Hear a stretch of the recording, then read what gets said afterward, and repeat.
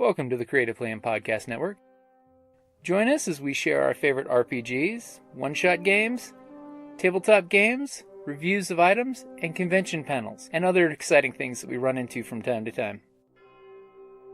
Sit back and enjoy the show.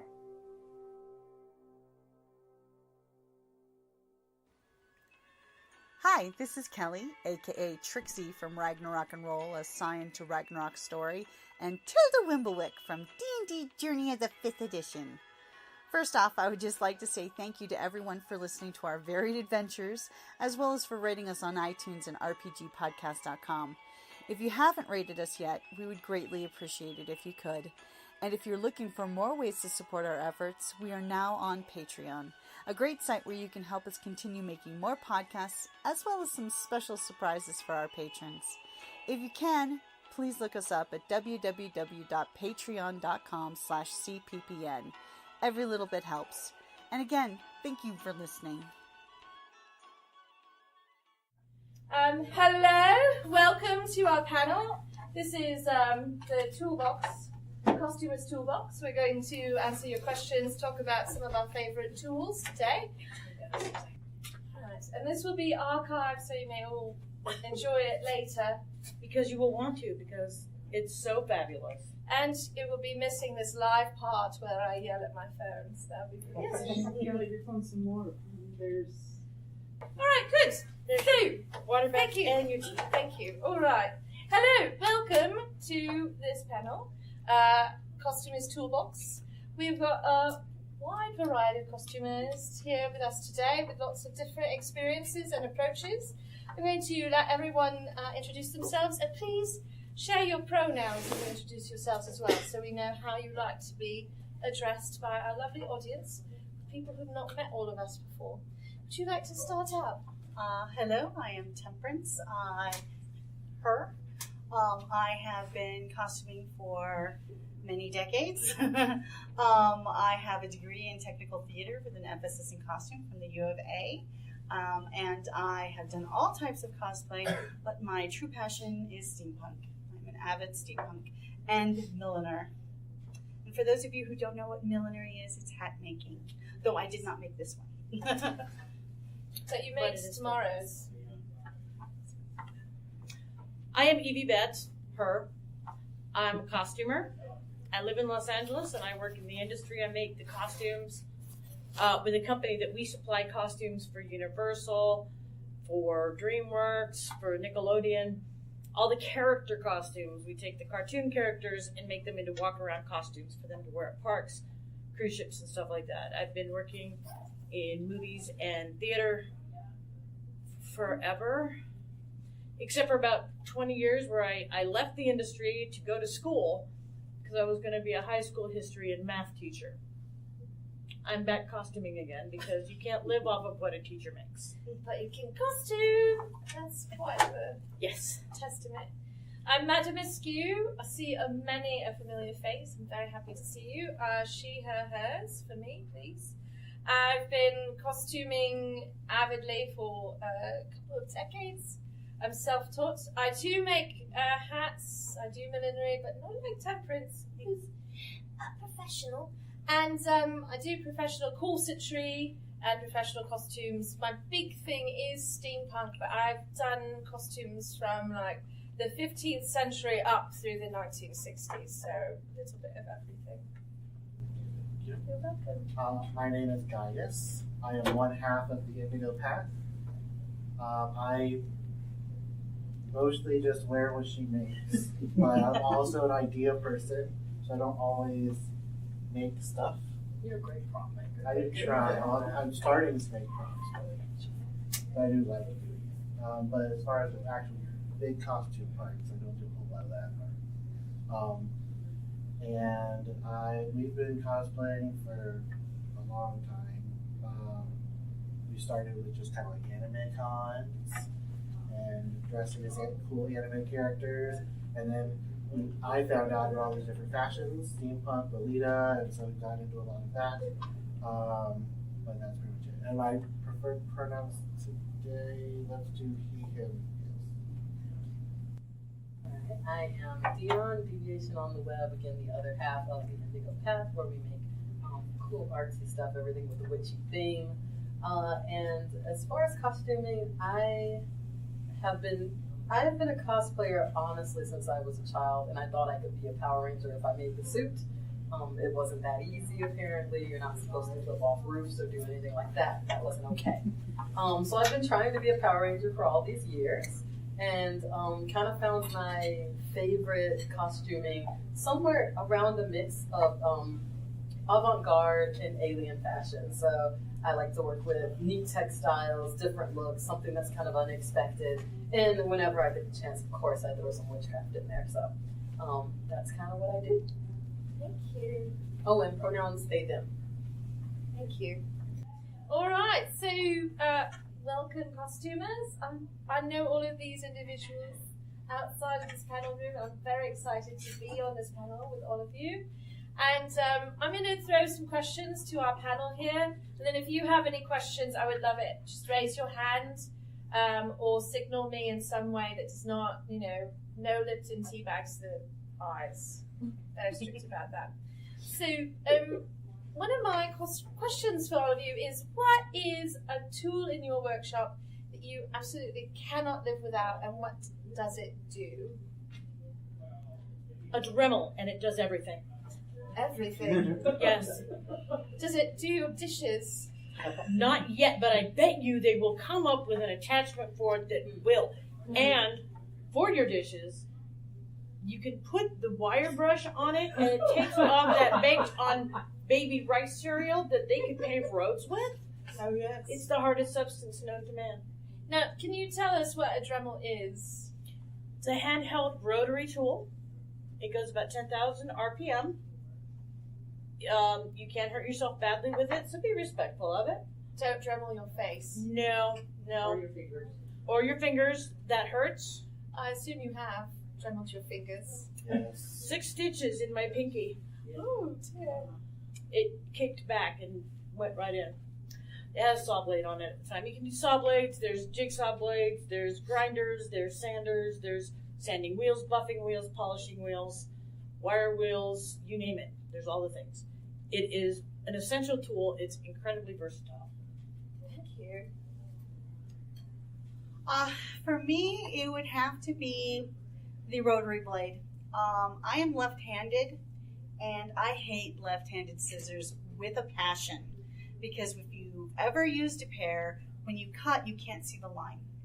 So for lefties, when they came out with the rotary blade, not only, because I do have arthritis on my fingers, not only did it help with that, but I can use the rotary blade faster and more effectively than scissors, which are extremely uncomfortable for a left-handed person to use, but only right-handed scissors really cut well.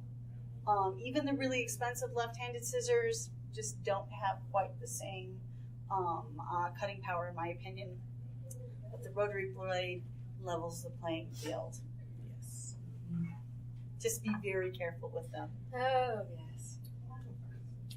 I also use the smaller one because, just to let you know, because you can get the really big ones with the shields and stuff. I don't like those because I can't see the line as much, but the smaller one allows you to go around curves easier. So, just as an FYI. I'm going to be a little odd here and say my favorite tool, I hope this counts as a tool, is actually the big table. Yes! Because especially if it's raised. Yeah, and we actually built our table special because what kept happening is the table's only this wide, and no one would notice, but I'm kind of wider than that, so I need more space than that for my fabric and for your props when you build these huge sites. Yeah, the biggest problem we kept running into every time we made something was we have our little house and we could sort of clear off some foot space and just work on the floor. But as soon as we were able to build like a nice big table, everything got easier. So we actually bought a side panel to a dresser at IKEA, like it was really big, and laid that because it's completely flat, it's nice, and put 2 dressers under it where we can store stuff. So it is the big table. And I don't think crafters, we don't always think about it when we're making things. You need a big substantial space to put your sewing machines, a cut with your rotary blades to put your mat down. So by far, I'm sorry I stole yours. The table. That's such a good tool. That is a Yes, great especially if it's a height that you don't have to bend over as much. So great. You have to do a lot of cutting or making. Punching down to a regular height table, even this height, it's not the right brutal. level. You And need to this lift is it wrong. up so that you can stand there and cut away. It's beautiful. We had a lot of arguments about what height to make it because we were using it for so many different things, like sewing, making our resin, and jewelry making, and like just all different things. So we had a lot of arguments. I think we ended up doing table height. Oh, we got special It's chairs. a few inches above table height. All you use is the little inserts for under your adapters. bed. Yeah. It's a few They inches work above great. table height, but we just decided on that. But it would be nice to also. I've also been arguing like we should get one that can go up and down, but we have to wait a little bit. You just get things that go into the legs of the dressers on my Little tall. You can just lift it up that little bit for this project. The bed risers are fantastic that way. Do you have a tool you'd like to add there?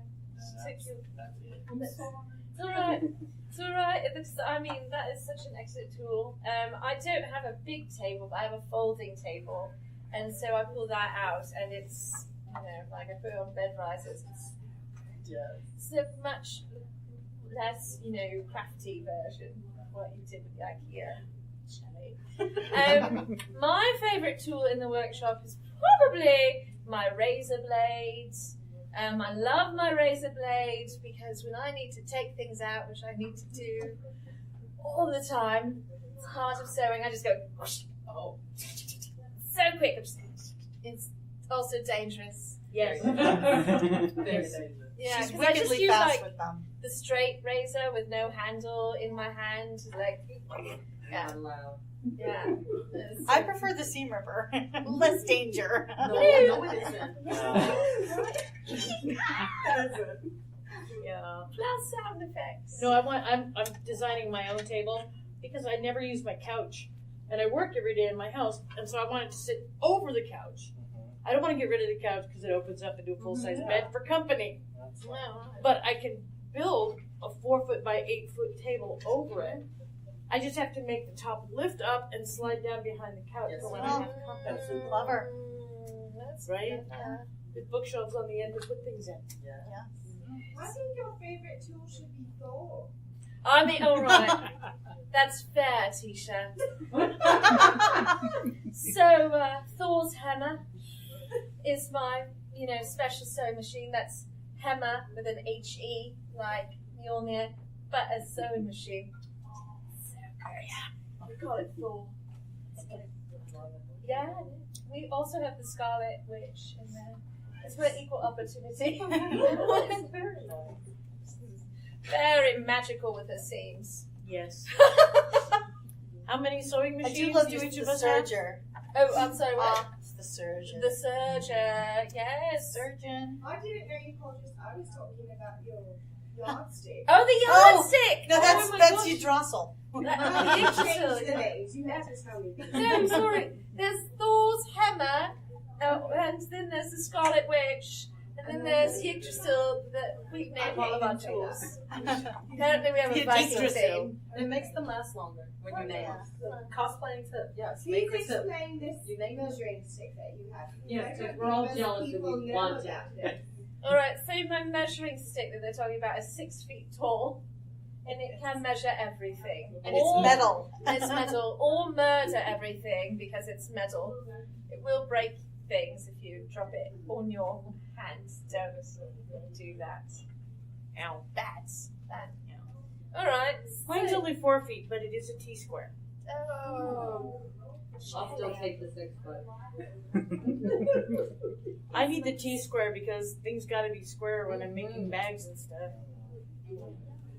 Alright, so what is a tool that you think new sewers probably need to embrace, or new costumers or new prop makers that they might not think about? A little obvious tool.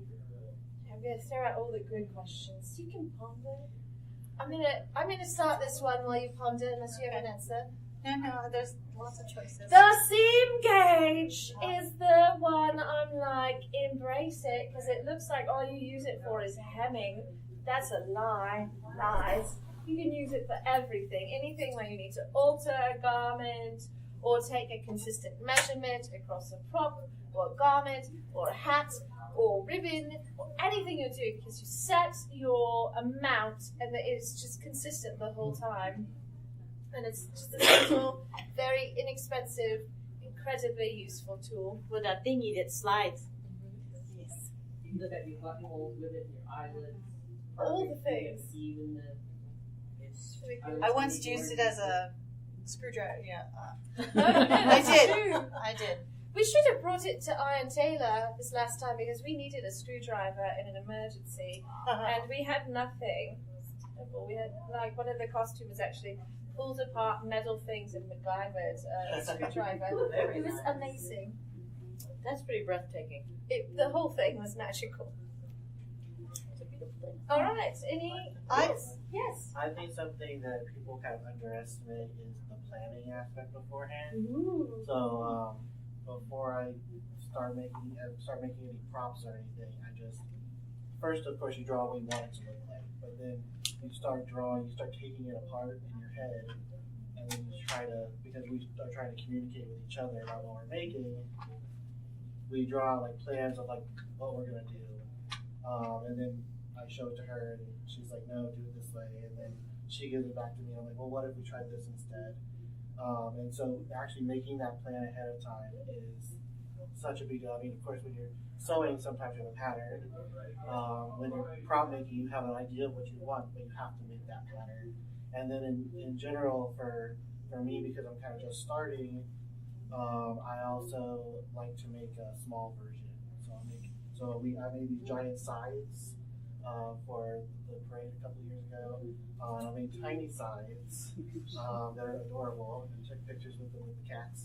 But but you know, there was a proof of concept. Say, okay, this idea is going to work, and you know, I found out the handle that I wanted to use wasn't going to be stable enough, so we were able to go out and get something a little bit more substantial and connect it better. But all of that was only possible because of the planning and the model. Those sides. I love those. They were righteous. And we can take off the poles, and they're like sword signs. And so like you just use them around the house. Oh my gosh. Yes, as we do. And by the way, I missed the pictures with your kitties and the sides, the mini sides, and I really They need to be reposted. I feel really sad about that. Yes. That's such an Instagrammable moment. Yes. Really, please. Right, sorry. Aside. Other thoughts on the tool you think beginners? The bodkin. Oh, the bodkin. Now there's lots of different types of ones that you can get of a bodkin. What is a bodkin? A bodkin is basically a tool that you can attach a string to, or a ribbon, or elastic to, that you can pull through a channel, and save yourself so much heartache and effort and cramped hands. Now, a lot of people, when they're starting out, they'll just attach a safety pin and feed that safety pin through the channel. And it works. Trust me, I've done it a million times. But there are easier ways. Oh, there are so many easier ways. They make plastic sets where it comes like in 3 sizes that you can you basically attach the item to the thing and you just run it through the channel and it goes quickly. I like the little metal one that I saw of yours, and I picked up one for myself. It's a small metal step with a little ball at the end and a little loop at the other end. And the ball makes it so much easier to grab, to pull through.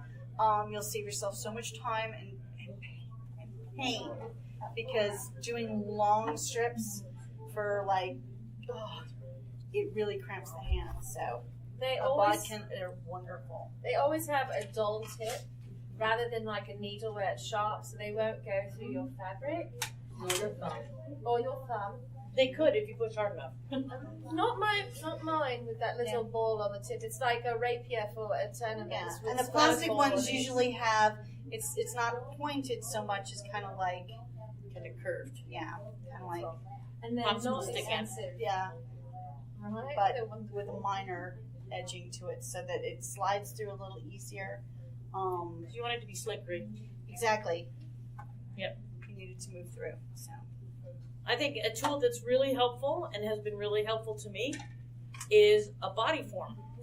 If you can get or make a body form that is your measurements and is your body, it is a lot easier to come up with a costume for yourself when you're not trying to fit it on yourself and pin it on yourself.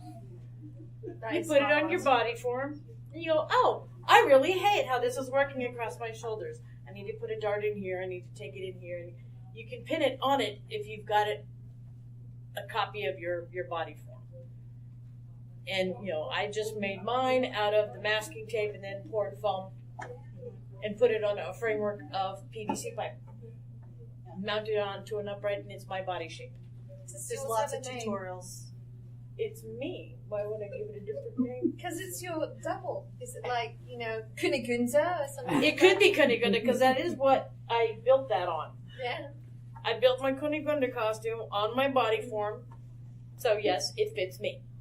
Or Kunigunda. Kunigunda. I just love So, that could name. you have tea?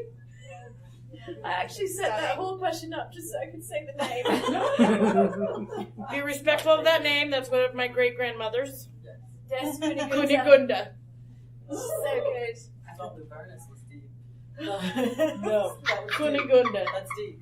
Yeah, that's some My grandfather was That's a ethnicity. name. Good. That's good names. I love those names. Lorraine Elmer. I think I'm gonna do a class of tools. Yes. I think beginning costumers cannot be afraid of, let's call them garage tools. So you mentioned a Dremel, and honestly, between the Dremel, actual saws, and this isn't just I use fabric. pliers. Yeah, pliers, awls for leather work. It opens you up so much when you learn to use a polisher, a grinder, things like that. You can really do things that you wouldn't be able to do with just a sewing machine. It, even learning the difference in types of lacquers and spray paints, things where you have to go outside, it's totally worth it because you can build such magnificent things that you wouldn't think of doing just in the house. Once you, start to go, oh, well, shellac isn't actually what I need. I could use this lacquer or a spray over gloss coat, and, you can get things, two-part resins, chemicals and outdoor tools are, If you think about a sewing machine as a power tool, Yeah, it is. it's all that plus. It is a power tool. Yeah. It is a power tool for putting two pieces of material together. Yeah. Yeah, I do my costuming and my yard work with the same tools. A little bit of work on the car too. I hope you clean them between. I do a little bit. Well, if you're going to work on your car, you got to get the oil on. Oh, Depending on the great for costume. that. It is. If you want the costume to look aged instantly, don't clean your tools. Cyberpunk fan. Booyah. Yeah. Steampunk engineer. Booyah. Explosion in the workshop. There we go. There we go. It happens. Yes. So, is there a tool that you were so terrified of that you hesitated to use it, but now you're like, it's my friends? I'm gonna be brave and say the sewing machine. Yes. I started off on a little baby singer like everyone, and for years, really an inordinate amount of years, as my costumes got bigger and bigger, I was still hand stitching, things that no one should hand stitch. It was a little deep, the amount of hand stitching that I was doing for ball gowns and things like that, and it wasn't the best look. Because what would happen is I'd end up 2 minutes before the ball with him sewing me into the dress because I wasn't done. I didn't know how to put a zipper on, and so honestly, the sewing machine, that's scary. When you get a nice machine, it's making them nice. I have one now. Fat with a P. Yeah, and it's a sexy machine. Oh, bats are sexy. Yes, it purrs when it's working. But the first time, I'm sitting with the woman behind me who's trying to sell me the machine, and she's like, just do a back stitch. And I started, and it goes, it was just so smooth and beautiful, but horrifying because I'm heavy in my heel, so I can really press down on that thing and get it table shaking. Another reason we need a great table. Yes. They're frightening. They have all these switches and buttons and levers, and you can get online and watch videos, but you'll have to watch hours of videos. But at this point, I feel really comfortable with it. But definitely year one with something other than my baby singer where it told me what each stitch did, like with words, now I feel better. The song is Girl, when you're ready to graduate to the big leagues, you come spend the weekend at my house. I got my industrial sewing machine. Industrial walking butt. Oh, wow. You can sew through 3/8 thick leather and 3 layers of webbing at once. I can barely do leather, but still. Oh my god. Go through all of that. I freaked out. Although I was terrified of the serger at first because we use the big sergers with the blades on them. And so I'm like, well, what do you mean it has a blade on it? Just to trim it. Right near where I put my fingers. Okay. But then once you use it and you feel like, I love them with the blade. They make it so nice to really clean up a garment. Good finish. Yes. Makes it so much easier to sew with a serger. This is a tool that everybody should get to learn to know and love. A serger or overlock machine. If you're doing the edges of your fabric before you even sew them together, what is nice about it is you don't have it threading off and coming apart while you're trying to sew it. Mm-hmm. Makes the whole thing hold up better while you're sewing it. Also, if you have to flatline a garment to give it the right shape or drape or feel or strength, flatlining the two pieces together with a serger makes a much cleaner garment. Yes. And they don't do this while you're trying to work with it. No, hopefully not. Not if you pin it real well in your I'm looking at a certain garment that I had to work with. It never That's because one of these pieces of fabric was doing this whole... It's woodgy. Woodgy fabric is not your friend. Get behind me, satin. I see a t-shirt coming. Hail satin. Hail satin. Yeah. I leave that to you because you're artists as well as, wearing beautiful cosplay. You do visual art as well. Both of you. Guys, do you have one? You don't have to answer, but you can. I can't really think of anything because I'm pretty much just terrified of everything when I first started. Not even the journal? And then, no, because I'm terrified but excited about everything. So I use everything the first time I break it somehow, and then I'm like, do you like roller coasters too? Is that your thing? Okay, there you go. But once you do something and ruin something, you're like, okay, from here it can only go up. And so I think in general, every time we get something new, it's like, how am I gonna break it this time? And then you use it, and you're like, yeah. So there's not one story or one thing that's really super terrifying. When you start doing resins, you learn to use the scale for the stuff that's supposed to be by weight. Right, well, we use by volume, which is even worse because you gotta really because you're like, holy shit, are they at the same size or one slightly higher than the we other? have medicine cups. Yeah. Yeah, I buy the medicine. It's worth buying the medicine cups. Yeah, by weight. When you got to do it by volume, you get the little draw, syringes. Mm-hmm. Yeah. And you can get it to the millimeter. We're doing much bigger volumes than that, so you can get them where they do. You can't get them. Yeah, you can get them large. Urine plungers, that's what they use them for. Yeah. For cows. Well, sorry. Hey, medical supplies. You know what my family does. So first of all, it's true. Thank you. I love that the tool that's come up from the audience that's most surprising is the urine plunger. Yes! That's what we need in all of our workshops. But you do really large volumes with it, it's still very accurate. That's great. Thanks. I love that. Yes. I'm trying to the one I was afraid of was the serger, honestly. Also, I was so afraid I'd sew off a finger. It's got all the threads and needles and things and the blades and the things. Oh yeah. And it's and it can talk to you. Blah, blah, blah, blah, blah. And it shows up in your nightmares sometimes. With all the threads, you don't know if you threaded it right. Oh yeah.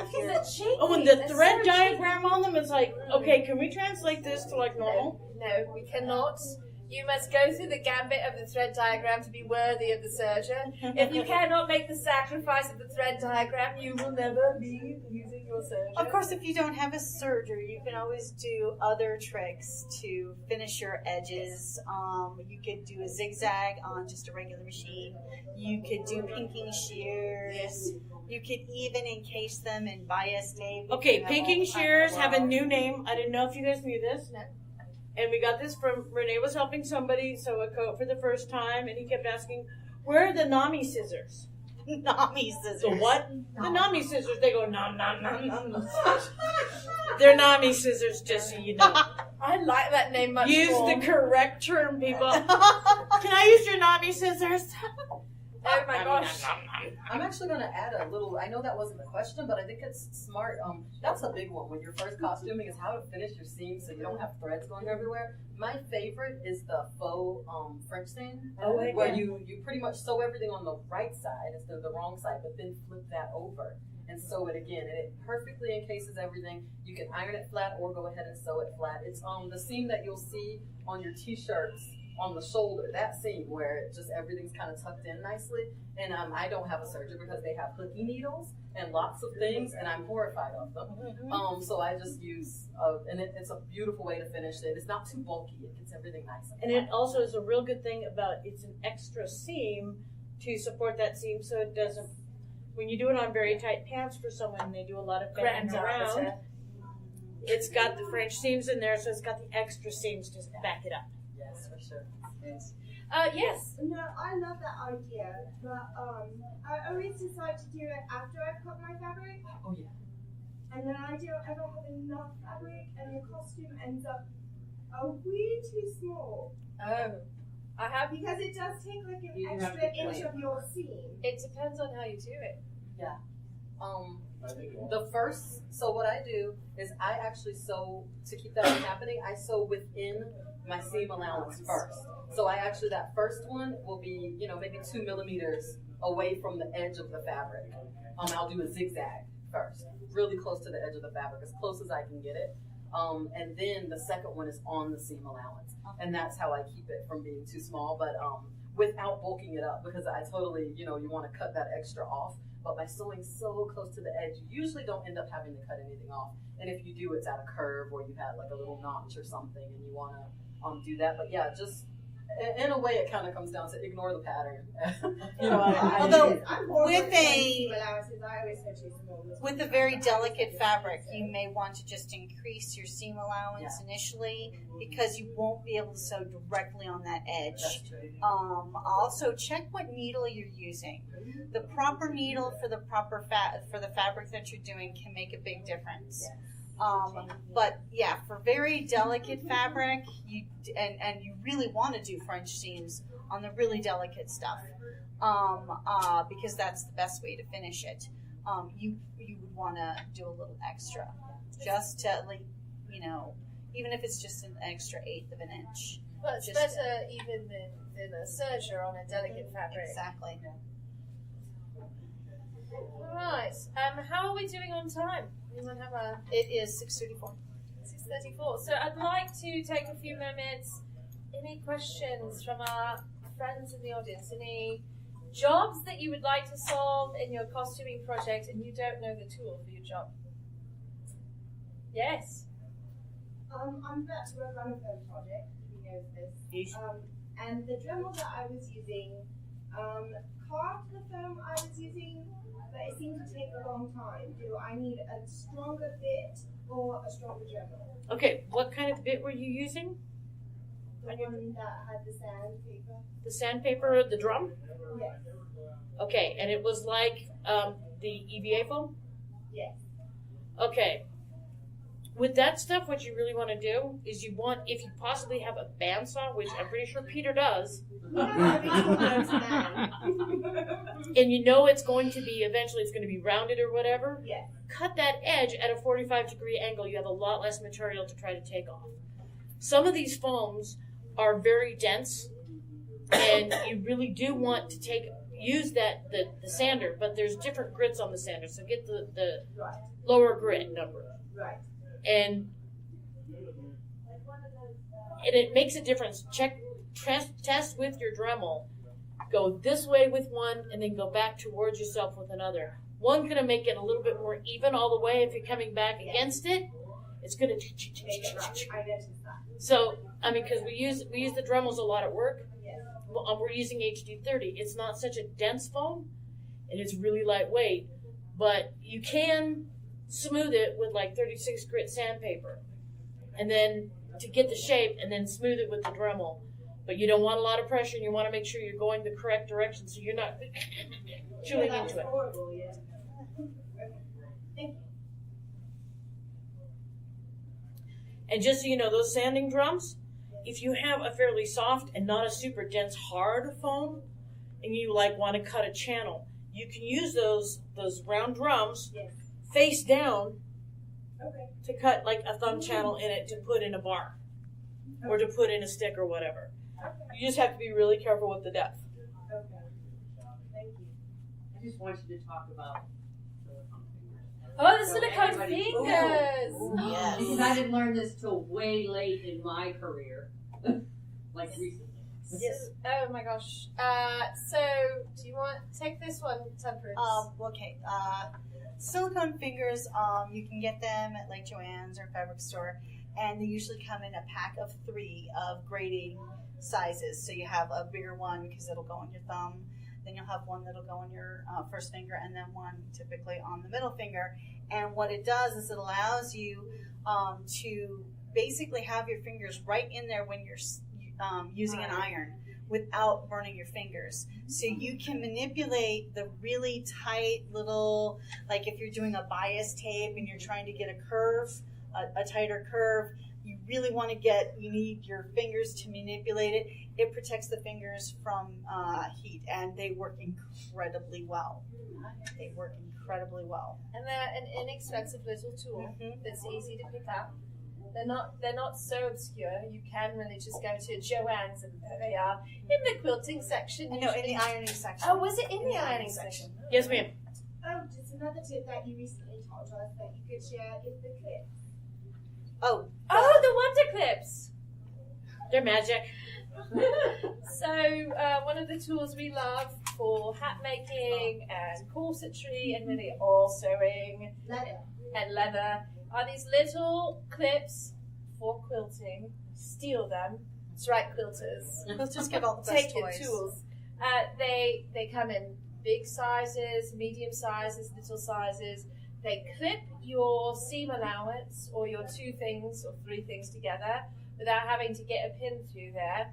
And they have a flat side on one side and they're angled on the other. So the flat side will run against your saw plate or sit nice on your work table so it's not lifted weird.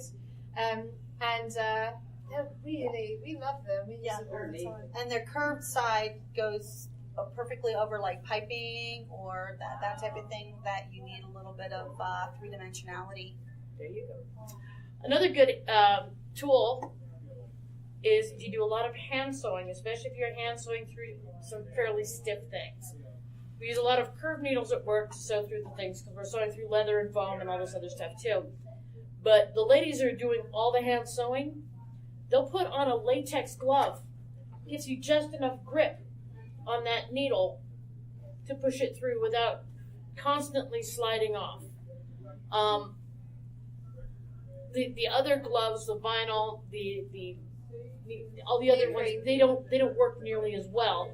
If you can use a latex glove, it does make it easier for that. You can use I use nitrile with but they come with little bumpies things on them. Yeah, and it's actually really nice as well. Yeah. And they're really inexpensive. It's totally worth it to get a box of gloves. Yeah, you get a box of glove at Costco or Walmart, and it really does help. You would think putting a glove on your hand while you're hand sewing would make it harder. Just make sure it fits you and it isn't this big baggy thing. It needs to fit you fairly tight. It needs to be a second skin, and it just gives you a grip that you don't have otherwise. And it keeps your body oils off of things where you don't want your body oils on them.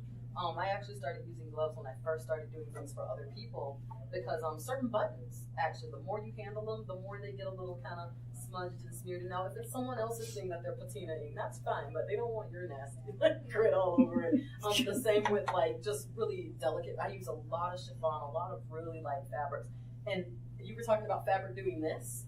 That's all chiffon does. Like it's all it wants to do all day is do this. And actually, even handling it too much, trying to add little pieces on, you can disturb the web of it. You can actually put a permanent thumbprint into your little delicate soft piece, and that's just not good. Unacceptable. I don't know if it's my hands get too hot or something, but I've actually put a little where it had just enough of a bump so that I could see it. I'm sure no one else saw it, but I saw it. I knew it was there, and the gloves really help because then I can kind of hold a little more lightly. And I have something against curved needles because without fail, I see my grandma giving stitches, and then I get scared that I'm going to hit my finger, and then I do hit my finger. So the gloves help because it gives me just one more little layer to hit before it hits my finger, and I can kind of pull away. So gloves are your friends. They're really nice to use. Of course, if you have a latex allergy or something, they make a silicone, the Thread Magic, Thread Heaven, that can allow you to make it easier for the needle and thread to pass through, especially more stiffer material, easily. Yeah, it kind of coats it to give it a little more ease into it. Oh, it makes it slippery. They stopped making Thread Heaven, but they're coming out with a new product that'll work the same way. The actual Thread Heaven, because there's this little box. People would buy that for $6 and then use it for 30 years. So they only bought one. Thread Magic is the one that you can get readily available in like Joann's or that type of thing. And it's not quite as good as Thread Heaven, but it's still pretty darn good. You know, if you have Thread Heaven, that's gold. I carry mine with me in my clutch. And I watch people if they borrow it. I have my Thread Heaven back. You would have on it, wouldn't you, like? Yeah, no, I guard it with my life. It's wonderful. Gaius, did you have a tool you'd like to add to our discussion? Not But yet. I do have a question. Oh, yes. What's the most overrated tool? Like, I feel like a lot of times you get in these conversations, I feel like you have to have this, and then professionals or like people who've been doing it a long time, like you don't. So what do you think is the most Overrated tool. Scissors, because you could just use like. Okay, the laser guided scissors. Oh, right. Oh, my God. What is that? It's scissors with a little laser thing to show you where you're cutting. So you can cut a straight line along your laser pointer. Yeah. That's Okay, I think that's just putting a laser on everything just for the sake of putting a laser on Pew, everything. pew, I'm cutting. Yeah. You know, on that thread, the magnet that you put on your sewing machine to help you sew straighter on your sewing machine. Useless. I mean, but you could, if you really, really need something to help you because you can't read the hash marks on the plate of your sewing machine, masking tape. Blue tape works really well because it's usually not a color that you're sewing. Right. Oh, well, I beg to differ. I would use the frog tape, the green. No, it's like, because the magnet thing, what happens is the fabric goes up against it and does this. So it doesn't work. Unless you're using like stiff leather or stiff quarter or something, it's not going to make a difference. Yeah. And if it's a really delicate fabric, it's just going to go underneath it or bunch up. Put tape on it and just follow the tape line. Right. Do you have an overrated tool? The person with the 666 shirt believes the most overrated tool is the pattern. Oh. You know, we spend so much money on patterns when those patterns are made off of body models done in the 1950s. They don't fit anybody properly. Even if you size them, even if it fits you, you can put it on. You're sewing. Why would you want to be able to put it on when you can make it perfect? And they're so easy now to get masking tape, get a friend to help, cover yourself in masking tape, draw, and then cut out the pieces. Figure out what you need to do to make them flat. There you go. There's your perfect pattern. I am so bugged by what they charge for patterns because, you know, you'll get a bodice that's something relatively simple that you could do with masking tape, same thing, and but you're going to pay $30 for it because Never it was pay on the full calls. price. Yeah, oh, No, that's no, true. So ever. just wait till Get the sale dollar. day. That's the Ever. dollar is amazing. Dollar days. Dollar day is a tool. A pattern is a departure point. There you go. Something to work off of, not something Muslin to is take your away. friend. Oh, yes. Tracing paper is amazing as well. Yes. Oh, yes. So you make the muslin version of it. And this is where your body form or your friend to help you is handy. You put it on the person, you pin the hell out of it, then you modify your new pattern that you took off of the paper pattern because it's not reality. Mock-ups are an incredible tool. Okay, I wear a lot of tailcoats. You think you can find a tailcoat for a person with a bosom? No, you cannot. Let me just tell you right now. No Ralph Lauren for you. No, only Evie Bats. Beautiful. Yes. Yeah, so it takes you a while to make a pattern. Once you get the base pattern for whatever you're going to make, you keep that sucker, you file it, you keep that because you're going to use that to modify others later and you're going to change it slightly, but you get the base down that you know it's going to fit you correctly.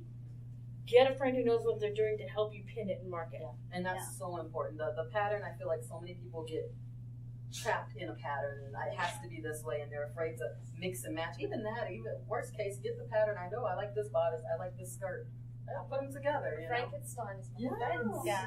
Yes. Actually, I think Frankenstein made some of those patterns. I Like, what? This is just not right. We have just a couple of minutes. I want to share one more tool I really love, and then questions if you have them. Pattern weights. Oh, yes. Right, pattern weights. I mean, pins are the enemy. Pins want to stab you. They want to destroy your fabric. They want to They'll break make needles. runs in your fabrics. They'll put a run in it. They'll leave a hole. They want to shift what you're working on because you have to raise it up in order to. No, Yeah, no, pattern weights are fantastic. love them. I mean, you still have to use pins for some things. Some things. Like if you're flatlining something very, very, two different fabrics, one really wants to dance on you and the other one, you have to, before you like serge them together to form one fabric, you really have to pin them within an inch of their life just so it doesn't move and dance on you. Any last minute tools you'd like to throw out there that we didn't cover you think are really critical? Pliers, definitely for hand sewing if you're doing like millinery, or hemostats. If you can get your hands on those. Oh, To help pull the needles through the heavy layers. Even if you're doing heavy layers of fabric, having just pliers to go will save the digits. And hemostats are like a requirement for corset making, by the way. You want Now, if you want to know where to get hemostats, you could always find hemostats and pliers and like the Does the everyone round know what a tip ones. hemostat is? They They're look like- like scissors. They're but like they're little clamp. pliers that clamp together and they clip and they'll hold it. They're used during surgery. They're beautiful. You can get them at Micromark. They have a website. or And their data catalog nerds. is porn. What's the name of the ruler? I forget what it's called. It's a ruler. It's see-through, and it lets you make things square. Like I think it's from this quilting section. It's a Yes. ruler. It's a quilting roller. Yeah, and It's it's a and they're amazing. It's Yeah, thick especially- plastic that you can do that rotary tool right along the Yeah, edge of. and you can take anything if you're like kind of one of those people that might sew off grain sometimes. You can take anything and make it square, and it's amazing. So quilters, Yes. Those quilters. They have such They good get all the tools. best Don't they? toys. And they've got shapes and things that are available to them. Oh, and another thing, especially if you're going to be doing a lot of garments, tailor's ham. Oh, yes. If you're going to be pressing curves, having a tailor's ham, which it's just a big, It's giant, shaped like like a ham. pinguishing thing that's kind of shaped like a ham. They have bigger ones. It's they have usually smaller plaid ones. on one side and a white muslin on another. The tailor's ham is your friend for pressing on curves. Also, there is the sleeve ham, which is just like a long cylinder one that's kind of I like barely this one. narrowed on this one And this and a big. little wired on this end, used for pressing really tight sleeves. Those are, but the tailor's ham by all means is definitely a friend. Like if you're doing princess seams, and you have that curve, Having that Tailor hand when you're pressing, it's going to give you a much, much better result than trying to do that on a flat surface. If you have to put darts in anything so that it has a curve, having that Tailor's ham to press it over to make it lay flat and make the seam lay open or whatever. Just wait for Joann's to get the like 40% off on an item or 50% or whatnot. Because they do run about $40 to, you know. So it goes, yeah, and if you've been wondering why your darts have a funny point on them, no matter how carefully you stitch, you need a tailor's ham in your life. Absolutely. All right, any last questions from our dear audience? So polite. So quiet. Yes. If anybody comes up with any questions, can they find you online to ask? No, they may never answer us. Ever. This is their one chance ever, Jen. Would you share where we can find both of you? Yes, you can find me online at Dion Deviation, and that's anywhere at Dion Deviation. Facebook, Twitter, Tumblr. You can also find both of us at theindigopath.com or at The Indigo Path on Facebook or Instagram. You can find me at Madame Askew, pretty much all those places except Tumblr, which I find confusing. And it's just look for Madame Askew, and there I am, and I will answer your questions. I'm on Facebook as Evie Betts or eviebetts@gmail.com. EVIEBETZ. Real simple. I am not on Facebook or Twitter or Instagram because I'm not a fan of social media. But I can always be reached at mskellym@hotmail.com. And or I know where she through her. lives. Yeah.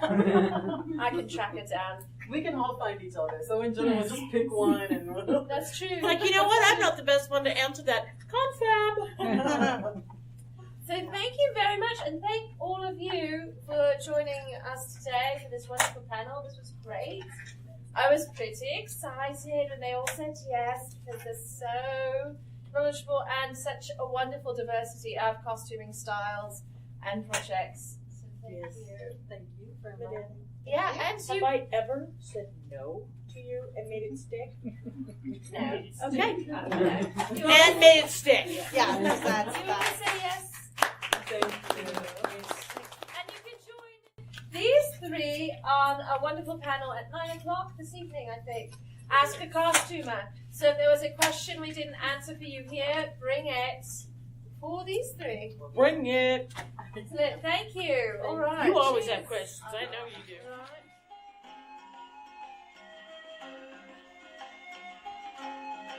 Thank you for listening to the Creative Play and Podcast Network. And feel free to enjoy our other shows, such as D&D Journey of the 5th Edition and Scion Ragnarok and Roll, a Scion hero to Ragnarok story. Thank you for listening.